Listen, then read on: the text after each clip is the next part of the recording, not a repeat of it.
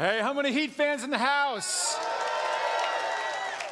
Yeah. We took a tough one on Friday, but tonight's another game. So let's go Heat.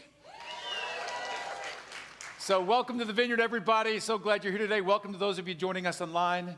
My name is Kevin. I'm one of the pastors. And so I wonder how many of you remember your first crush? Like maybe you were in elementary school and you pass somebody a note, or you send somebody a message and let so-and-so know that you like them. I'm just curious, how many of you remember your first crush? Can I see your hands? Remember your first crush? Yeah. If you're online with us right now, put in the chat, young love in the chat. So, all right, follow-up question. How many of you remember the name of that first crush? Anybody? Yeah, okay, you remember the name. I remember the name of my first crush too. Her name was Debbie. And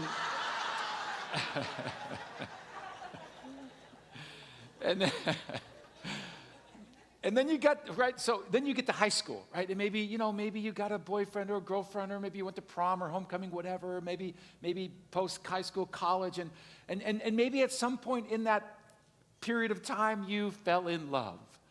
And you had this wild thought that maybe this is the one. Maybe this is the one. This is the one I'm going to get married to. And looking back on that, not right now, from this perspective, looking back on it right now, how many of you are so glad you didn't get married to that one? Can I see anybody? Anybody? Hello, yeah, I see it. I heard that loud applause, yeah.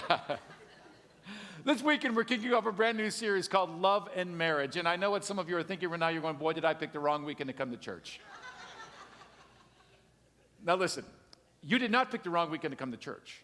Because this series is going to be for everybody, no matter where you may be. Single again, married again. Listen, because it's about us. This series is about us and how we handle life and so forth. So if you're married, I think it's going to help you understand your marriage better. If you're divorced, first of all, let me say I'm so sorry, because I know that's a painful experience. And so I'm sorry for that. But listen, if you are divorced, I think there's some things we might learn in this to help us move forward. And if you're single and you're with us today, or single again, be happy. No, I'm just playing. Seriously, if you're single or single again today, this message is really going to be for you. But it's not just for you, it's for everybody. I want to talk today about finding the one. But let me just say this right up front, okay? To those of you who are single here, single again here, let me just speak to you right up front. You don't have to get married. Nobody, the Bible doesn't say, nobody says you have to get married. You can be happy, satisfied, fulfilled being single. I just want you to know that. So as we talk about this today, I just want to clear the air right up front and let you know that. But as we get started today, I would love for you to do something. I'd love for you to locate some message notes. Message notes they're virtual. You can find them on our Miami Vineyard app. So if you have the app downloaded, I'd love for you to open up those message notes. If you don't have the app downloaded yet, you can just simply scan this QR code in the seat back in front of you, or go to your app store. Search Miami Vineyard. The Miami Vineyard app has got so much more than just message notes. It's like our church on your phone, in your pocket. Everything's on there. The notes are also in Espanol as well, so they're there. Also, we have hard copies of the notes every weekend, and you can get those printed copies. You can get those in the back. You can go back there right now and get one if you want. So as we talk about this today, I want to look at a couple in the Bible, but I want to warn you that this is not your typical couple, and it's not your typical story. But I think there are some things that we can learn here today that's going to help us with this whole thing called love and marriage. So let me set the stage for you. So back in the day, I'm going back in time. So this story takes place 1,000 years before Jesus was here. So 1,000 years before Jesus, we have a guy named Jacob. Now, for those of you who know your Bible a little bit, you know there's three main characters in the Old Testament of the Bible: Abraham, Isaac, and Jacob. This is that Jacob.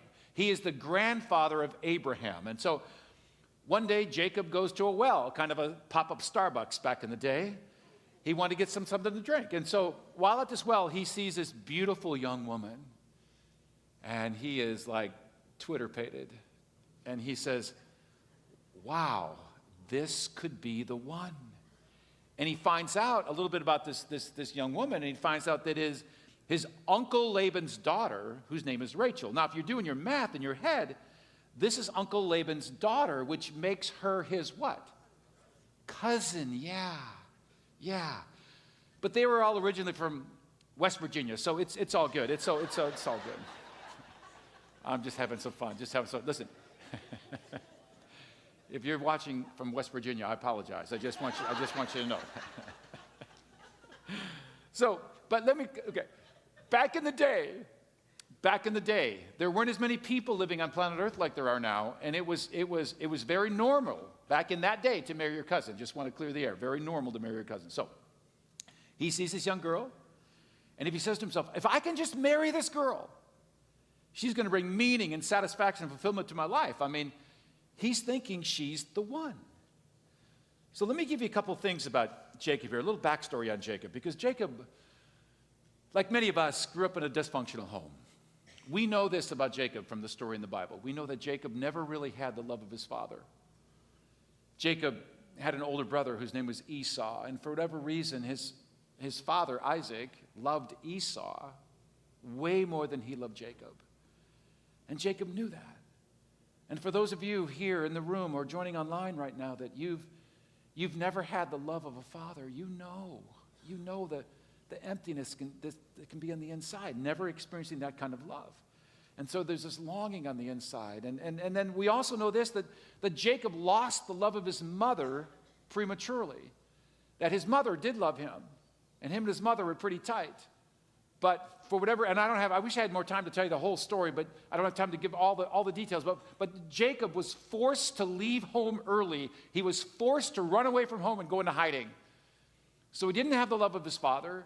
He lost the love of his mother. And to take it one step further, at this point in Jacob's life, he had no idea of God and God's love for him. No idea. And so it's no wonder that he sees this beautiful girl, this woman. And he's probably thinking along the lines, that's the one. That's the one. If I can just get married to her, then this marriage, this union, this partner will fill the emptiness I feel so deeply inside. You know, we see this happening all over the place today when it comes to relationships. Maybe you were the girl, or maybe you know the girl. And you just always looking, and you always felt a little bit inadequate or maybe a little bit empty, and you just had to have a boyfriend. Always had to have a boyfriend. And you know that if you didn't have a boyfriend, things weren't good. You always had, or maybe you were the guy that you just always, to be complete, to be whole, you always had to have a girl next to you and a girl on your side. Or maybe let's push it out a few years. Maybe you've been married for a little while and you're a little bored with your relationship. And the person that you married isn't meeting all your needs like you thought they would. And you start thinking, man, my needs, this is not fulfilling what I thought it was going to fulfill. And you start dreaming that the grass is greener on the other side. And your affections begin to wander. And you start thinking that perhaps someone else can fill this longing, this emptiness, this what I want inside. See, these are the kind of things that are likely going on in Jacob's mind. And so we pick up the story in the Bible in Genesis chapter 29, verse 16. It says this. Now Laban, this is Laban had two daughters. The name of the older was Leah. The name of the younger was Rachel. Leah had weak eyes, but Rachel had a lovely figure and was beautiful. So let's unpack this just a little bit. So Laban has two daughters, right? He's got Leah and he's got Rachel. Rachel's the one we've been talking about. Leah and Rachel. Leah had weak eyes. What do you think that means? She needed contacts? She had glasses? You know what this means? Because look how it compares it. Whereas Rachel had a lovely figure and was beautiful. When the Bible says Leah had weak eyes, it was a very polite way of saying that she, she wasn't maybe the most attractive person in the room. That's what the Bible is saying here. She had weak eyes, but Rachel, on the other hand, had a shapely figure and was beautiful. So I read, some in preparation for this. One Bible scholar put it this way: Rachel was hot, Leah was not.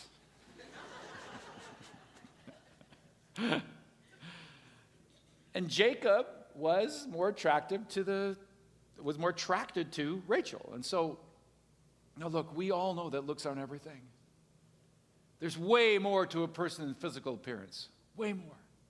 But physical appearance is a good thing. I mean, we are attracted to each other. If you're married, it's a good thing to be attracted to your spouse. That's a good thing. That's a healthy thing. But I believe in our culture today, appearance is way overrated. Especially in a city like Miami, where image is everything. And the external gets all the value. And the internal gets very little. I mean, just take a moment and think about it. I mean, it's kind of like this mango. How many mango lovers do we have in the house today? Mango lovers? Oh, lots of mango lovers, yeah. Now, mangoes. For those of you who know a little bit about mangoes, you know this. You know that a mango could look really good on the outside, but once you cut it open, it could be really sour on the inside. There's also something else we know about mangoes. Mangoes rot from the inside out. And again, they can look very, very good on the outside, but be rotten on the inside. Now, I'm not saying that Rachel was sour or rotten on the inside. I'm not saying that at all. But we all know this, that you cannot judge a book by its cover. Just because it looks beautiful on the outside does not mean it's beautiful on the inside. We know that as well. And so, but Jacob, he's all about the outside. And he's in love with Rachel. And he's going to say he's in love with Rachel. And he's only seen her just like a handful of times. He haven't even had we know from culture back in the day, he didn't have a big opportunity to speak with her at all, to really get to know her. But he's in love with the outside, but he doesn't really know the inside. You ever known somebody like that? They fall head over heels in love with someone, and you're thinking, you don't even know who they are. Yeah, but I'm in love. This is very likely what's going on in his mind. And Jacob is thinking, my whole life has been empty. I mean, doesn't have the love of his father or his mother or God. And there's this emptiness on the inside. And he's thinking, if I can just get this one, this is the one. If I can just get married to this one, I'll be satisfied. Listen, whenever we think that marriage is the answer, whenever we think that marriage is going to be the thing that's going to make me happy and satisfy the deepest longings I have inside, I'm telling you, you're going to be set up for a fall. It's a trap. It's a trap. Whenever we get desperate, if I can just get married, if we're desperate, because it's always going to, it's a trap. So I'm going to give you a couple things today. I think there's going to be so helpful in our life, both for married folks and those who are not. So when marriage is your answer, when you're desperate to get married, you're going to fall into three traps. Here's the first one. If you're taking notes today, here's the first one. We're going to see them all in the life of Jacob. Here's the first one. You compromise more than you should. When marriage is your answer, when you want to get married so badly, we tend to compromise more than we should. What I mean by this is we give up some things that are important to us in the pursuit of the person who's going to satisfy us. You compromise more than you should. Look what it says about Jacob in verse 18 of chapter 29 of Genesis. It says, Jacob was in love with Rachel and said to Laban, I'll work for you 7 years in return for your younger daughter Rachel. Now, some of you might think that's a little weird to work for somebody to get your daughter. Like, what in the world is happening? Well, back in the day, you actually had to purchase your bride from the father with either money, livestock, or with work. And I got to thinking this week, I've got 3 single daughters.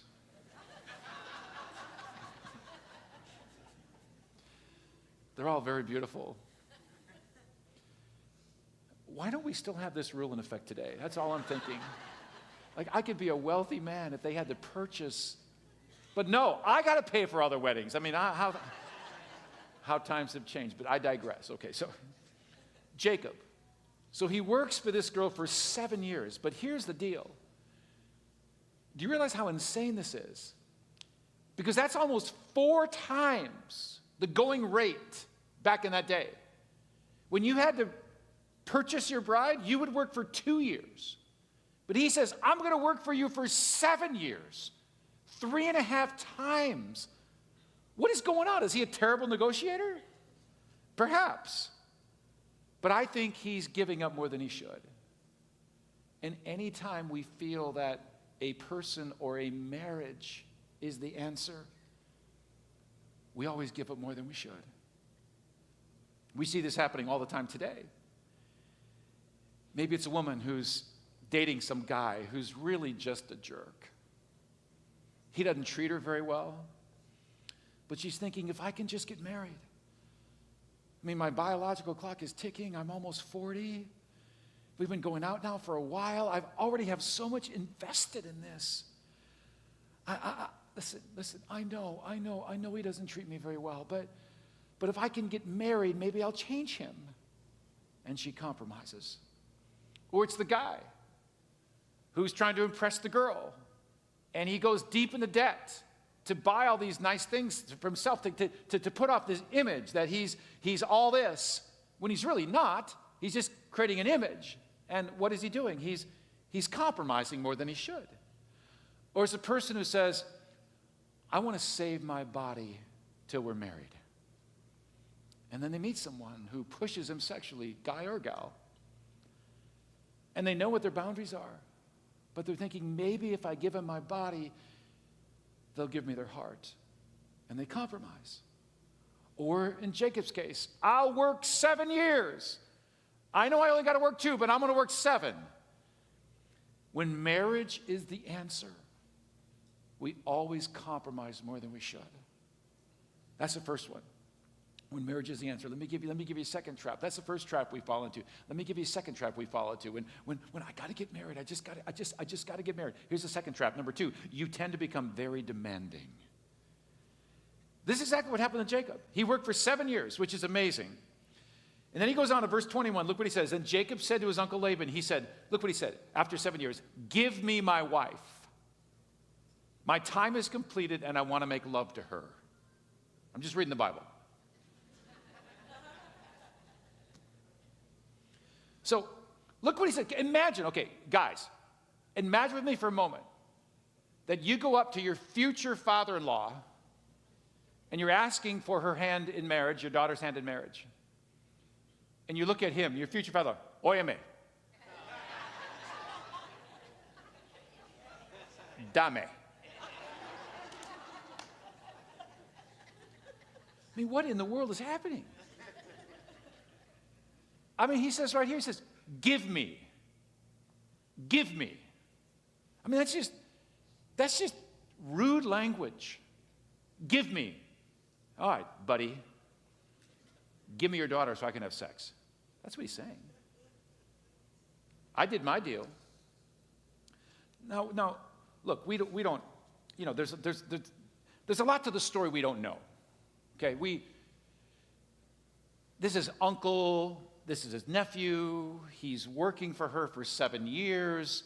I mean, there could be a lot of exchange that have happened between him and his uncle before this time. We don't know all the stuff that's happened in the story, but here's what we do know. It doesn't matter what happened in the story. This is rude language. It's not polite, it's not tender, it's not loving. It's dishonoring to both his uncle and to Rachel. And what he's saying is, hey, Uncle Laban, my 7 years is up. Now she's going to fulfill her end of the bargain. You know, if you read this story, there's nothing written about Rachel's perspective. What is she feeling? What is she thinking? There's nothing about it. It's all about him, all about Jacob, all about what I want, all about my time, all about what's in it for me. And can I just tell you, in any relationship we're in, anytime it becomes all about us, we become very demanding. Anytime. I can, brother, sister, coworker, it doesn't matter. Anytime it's all about me, we become very selfish and very demanding, and that's what's happening here in the story. You know, I've seen this happen in so many marriages today. Rather than being in covenant, and listen, marriages always start out good. They do. They always start out good. They start out with a covenant. What I mean by a covenant is two people agree that, listen, I'm going to serve you and I'll serve you. And we talk about how we're going to serve each other and how we're going to be there for one another and we're going to be there for life. And it starts out so good as a covenant. But then what happens after years of marriage, sometimes it doesn't take very long. But what can happen is a covenant can turn into a contract. And a contract is this: I deliver this, now you deliver this. I do this, now you do this. And what happened, what started out as such a beautiful covenant, turns often into a contract. And so we see it all the time in marriage. So many times we see it with sex. Sex becomes a contract. I'm doing this for you, so baby, you better do this for me. Or the other way, I'm going to withhold this from you until you do this for me. Can I just speak to married folks for just a minute? Sex should never be a contract. Sex should always be a covenant. Sex should be something, it's a gift that we are giving to one another in this mutual exchange of love one to another. It should never be a contract, never either giving or withholding because one of the two has to do whatever. So don't make sex a bargaining chip. Just have it be this expression of mutual love to one another. So we see it, we see it with sex. We see it. Or it could be the husband who moved to a new city and the wife didn't want to make the move. And so she becomes demanding. And she said, okay, buddy, you made the move. Now you provide X, Y, Z for me. Or perhaps it's a husband who becomes demanding. You know, the vast majority of relationships are both men and women working full time. But yet sometimes in a relationship, the husband is working, the wife is working full time, but yet the husband expects the wife to come home and provide all the meals and do all the domestic stuff. And she's thinking, hey, I'm working full time. And yet, hey, where's my meal? What's up? Where's my dinner? And the wife starts praying, oh God, please forgive me for what I'm about to do right now.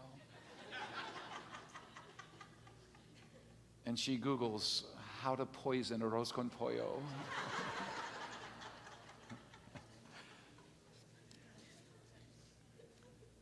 Listen, when marriage is the answer, when we get desperate, when we say, if only I can get married, we start to get desperate, these are the things that happen. We compromise more than we should. We become demanding. And then notice number three, when marriage is your answer, when you're pressing to get married, if I can just get married, if I can just get married. Number three, you always end up dissatisfied. Always. You're dissatisfied. So back to our story, right? Jacob's thinking, I got to marry this girl. She's going to bring me all this happiness that I've ever wanted. She's going to bring the answer to my emptiness.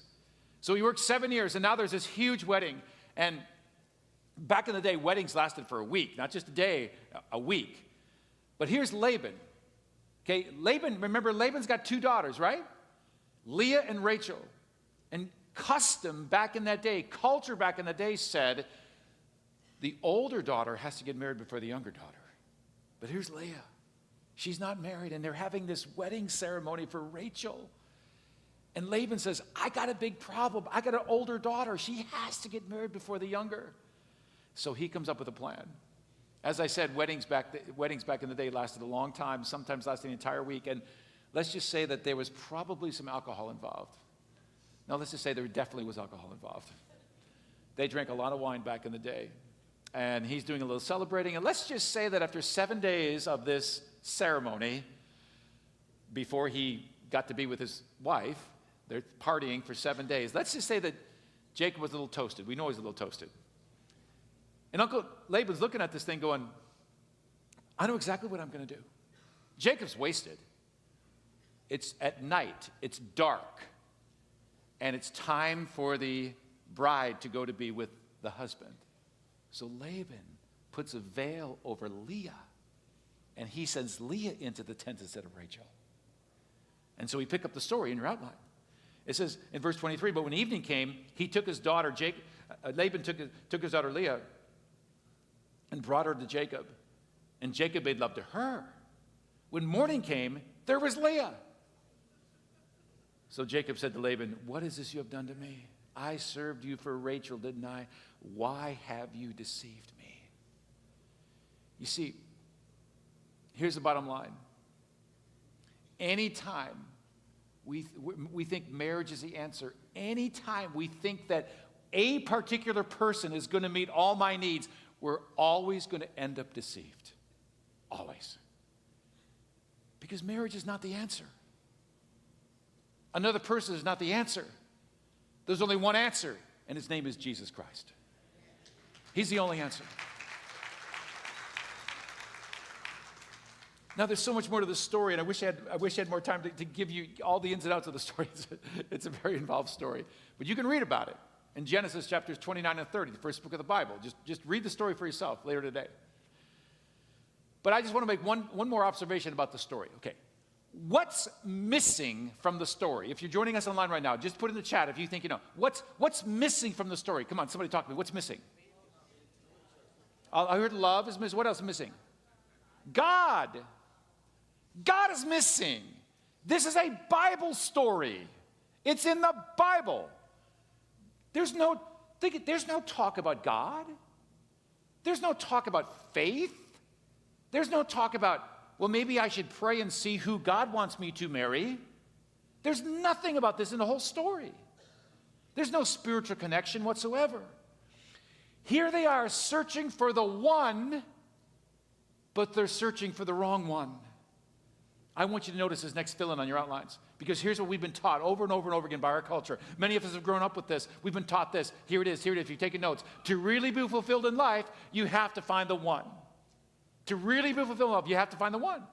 So boy meets girl, or girl meets boy. And they're thinking maybe this is the one, and they start dating, they start going out with each other, and maybe this is the one. But the better thing to say when you find someone, when you meet someone, that you think maybe is the person I'm going to marry one day, is to say this: I didn't meet the one, I just met the two. Because the reality is this: God is the one, and my spouse is my two. That's the reality. If you're taking notes, God is the one. And spouses too. I hate to break it to you, for all you married folks in the audience today, you're number two. Because God is number one. See, one day somebody went up to Jesus and said, Jesus, what's the most important thing? What's the most important thing? He said this. Some of you might remember this. He said, love the Lord your God with all your heart, soul, mind, and strength. He said, that's the most important thing. He said, you want satisfaction, you want fulfillment, you want to know what life is all about. Here's what life is all about. Make sure God stays number one. That's what he's saying. Make sure God stays number one. So if God is number one, there can't be another number one. But I've seen sometimes some people get married and they make the spouse number one, and God gets kicked out of his rightful spot. And now the spouse is number one, but where'd God go? God's got to stay number one, and our spouse is going to be number two. So I get, you know, when I'm on that hallway with y'all on the weekends, just talking to people, and sometimes somebody comes up to me, Pastor Kevin, will you pray for me? I said, okay, how can I pray for you? Pastor Kevin, I just want to find my soulmate. Can you pray for me? And I said, yeah, I can pray for you. But before I pray for you, I want you to can I just have just a short conversation because of this? Soulmate.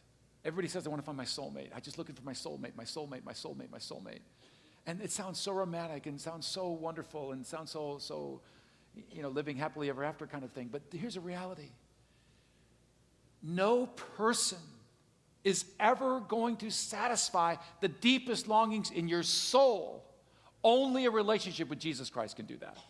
That's it. Only. That's why you can be fully satisfied and be single, because it's a relationship with Jesus Christ that satisfies a soul, not a person. Now, is it great to be married? Yes. I've been married for 37 years, so I got married before I was born.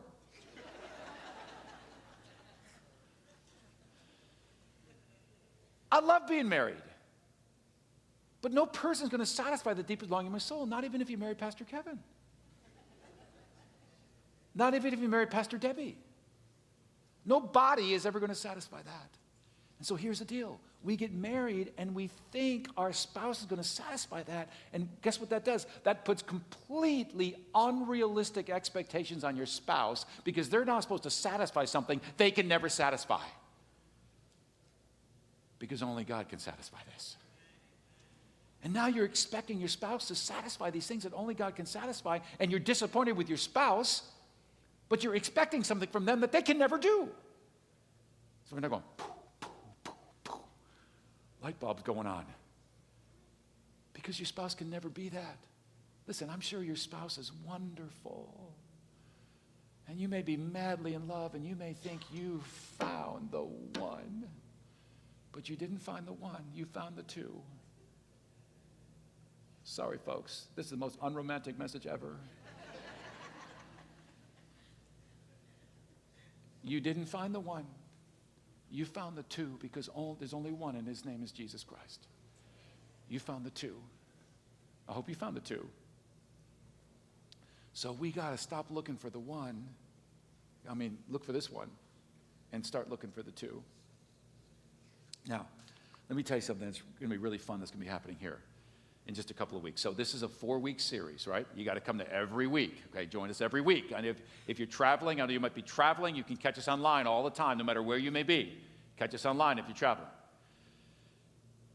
So we're going to be doing something really cool in 3 weeks. We're going to be committed to each other that God is one and our spouse is two.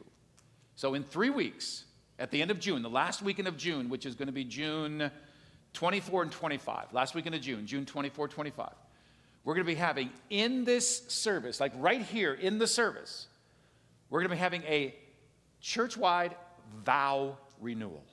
If you're married already, you can renew your vows right here in this room. So on that day, everybody come. It's not just for those married, everybody come. We're going to be, my wife Debbie and I will be team teaching that day. But at some point in the service, we're going to take a pause, and we're going to ask all the married people to stand up and face each other, right in the purple chairs, right there. Turn and face each other. And we're going to be doing a short, sweet vow renewal right here in the service. Now, if you want to be part of the vow renewal, you don't have to sign up or anything. Just join us. But I'm telling you, come that day and take it very seriously. Take the vow renewal very seriously. I'm going to come in a suit and a tie like I'm performing a wedding. Oh yeah. Mm-hmm. My wife's going to be dressed up in a dress. We're going to be performing on this stage a vow renewal for all y'all that want to participate that day. It's going to be really sweet, and we're going to say collectively together that God is our one, and this person here is our two, and we're going to commit. We're going to make commitments again to our two. And so I want to invite all y'all to join us for this. And if you're coming to the vow renewal, bring your friends and bring your family. They can sit with you, and they can make it a big deal. We're going to have after the vow renewal, we got a reception in the chapel over here for those of you renewing your vows, and we got some wedding cake over here, and we're gonna take this very seriously. It's gonna be a big deal. So now also if you want to participate in this, we would love for you, for those of you participating in this, we would love for you to text us your wedding photo, because we want to put them on the screen, and we want to celebrate on the screen. So you can just text your wedding photo to the number you see coming up there on screen. And the number's also on your message notes as well, so the number's right there. And over the next couple of weeks, just text us in your wedding photo, and we want to celebrate. We want to celebrate the fact that God is our one, and this gift he's given to us is our two. So would you pray with me today as we wrap this up in a prayer here today?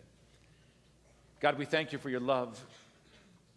We thank you for your love. We thank you, God, for your love in our lives.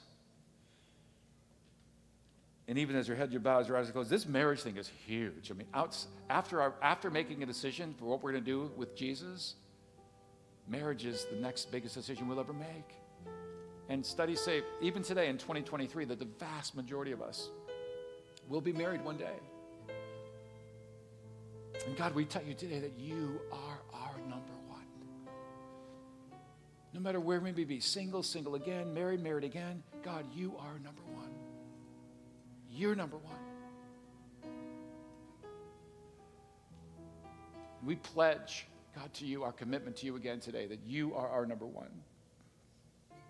And God, I pray for those here in this room and joining me online right now. I pray, God, for those that are searching They thought they were searching for the one, but they now know they're searching for the two. I pray, God, for those who are searching for the two. Because marriage is an awesome thing. Marriage is instituted by you. It's an amazing thing. I pray, God, that you would help them, lead them, guide them to find their two. And for those of you in the room today or online joining us today, that if perhaps maybe you've never made this decision to say, Jesus Christ, I want you to be number one in my life. I want to invite you to make that decision right now. Just inside. Don't go pray it out loud, but just inside. Say, Jesus, today, I commit to you. Jesus, today, I want you to be number one in my life. I want to know the meaning, the significance, what it means to have your love in my life. I want that, Jesus. I want that in my life.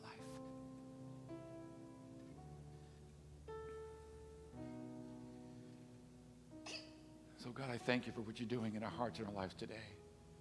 And I pray all these things in Jesus' name. Amen.